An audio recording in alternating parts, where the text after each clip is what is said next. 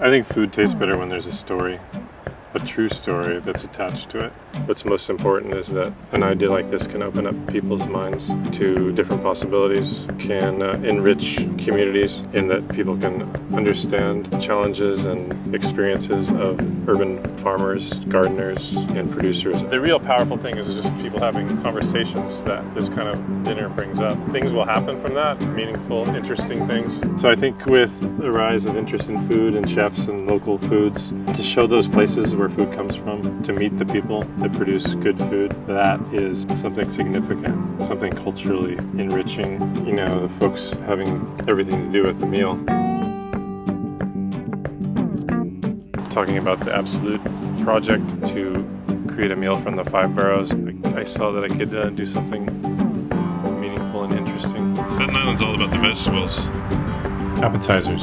Staten Island eggplant puree, Sullivan Bakery Pizza Bianca. When you look at all the tops of buildings, it actually is really inspiring when you start to think about what it could be if all of a sudden that was all green and producing food and saving the water runoff and cooling the city, etc. So I'm very pro urban farming, urban gardening.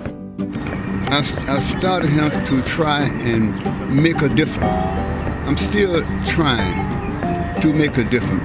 First course, Brooklyn cranberry beans, roasted beets, heirloom tomatoes, and basil. Being able to transport food smaller distances and lower carbon emissions is very important. This farm is part of East New York Farms, so really trying to get food into the economic access kind of system in East New York. Second course, Rockaway striped bass with Bronx sunchokes, collard greens, carrots, and rosemary. The joy that somebody has about going out. My daughter, every morning when we have cereal, she goes and picks blueberries, raspberries, you know, during the season, on everything. We have ingredients.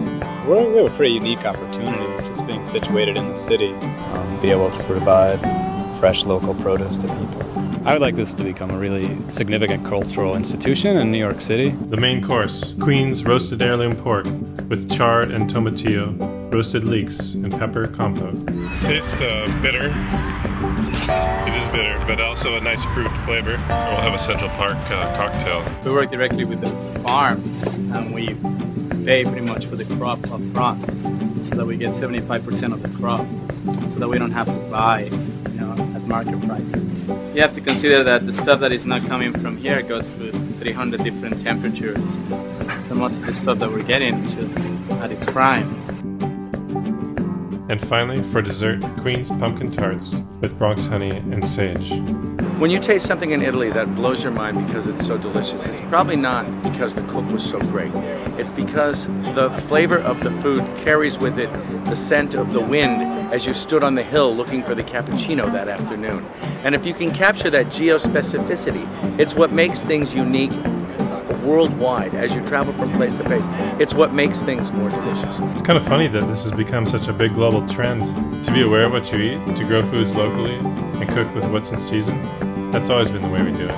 My hope is that this dinner will raise awareness of the great benefits urban farming can have on communities, health, and the quality of our food.